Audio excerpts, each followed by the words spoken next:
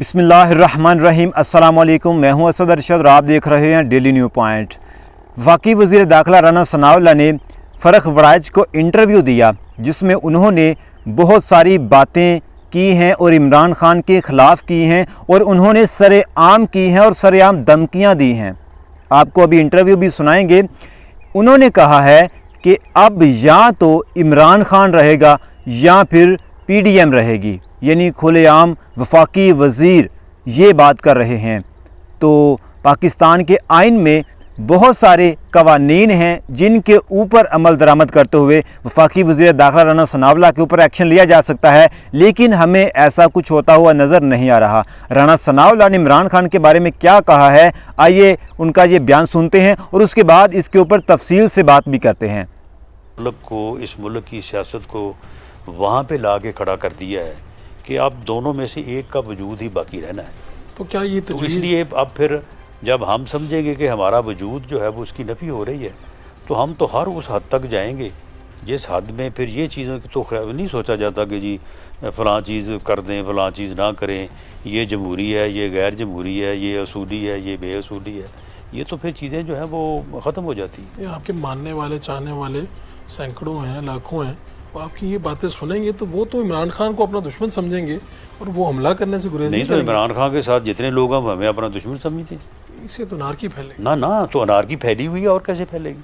آپ کے پاس کوئی اس کا حل، عمران خان اگر گرفتار ہو جائیں تو شاید مسائل حل ہو جائیں؟ نہیں، اس میں جیسے میں نے کہا ہے کہ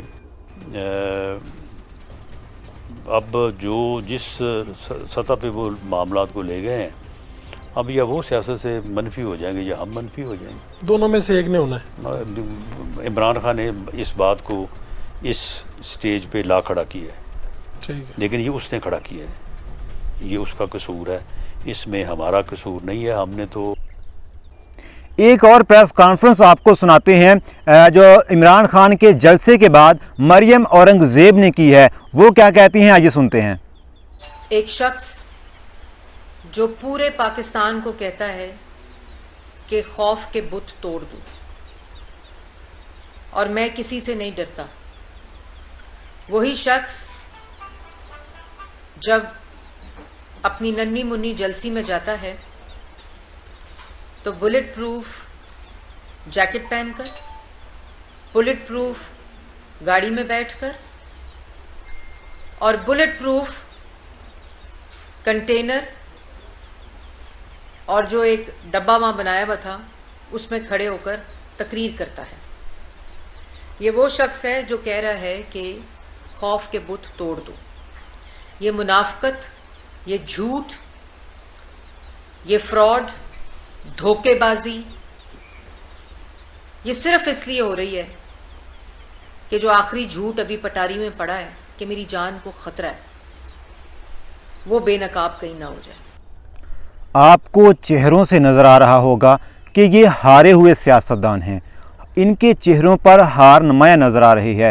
عمران خان کے جلسے کے بعد یہ جو مریم اورنگزیب نے پریس کانفرنس کی ہے اور عمران خان کے جلسے کو جلسی کہا ہے، یہ ان کے چہروں پر ہار کا جو سما ہے وہ نظر آ رہا ہے، اور عمران خان جو ہے وہ ان کی ان باتوں سے ڈرتا نہیں ہے۔ وہ عوامی لیڈر ہے، وہ بہادر لیڈر ہے، اور عمران خان کو ان کی ان باتوں سے کوئی فرق نہیں پڑتا۔ عوامی لیڈر جو ہوتا ہے عوام اس کی طاقت ہوتی ہے، اور جس کی طاقت عوام ہو وہی مقبول ترین لیڈر بھی ہوتا ہے اور وہی بہادر لیڈر بھی ہوتا ہے۔ اور سب سے بڑی بات یہ ہے کہ وہ اپنے ملک کے اندر ہے، اس نے جو بھی کیا ہے وہ اپنے ملک کے اندر ہے، وہ اپنی عوام کے اندر ہے، وہ اپنے عوام کی آزادی کی جنگ لڑ رہا ہے۔ وہ 4 سال سے لندن جا کر نہیں بیٹھا ہوا، وہ جیسا بھی ہے وہ اپنی عوام کے اندر ہے اور وہ عدالتوں میں پیشیاں بھی بھگت رہا ہے۔ اپنا بہت سارا خیال رکھیے گا، ملتے ہیں اگلی ویڈیو میں، اللہ حافظ۔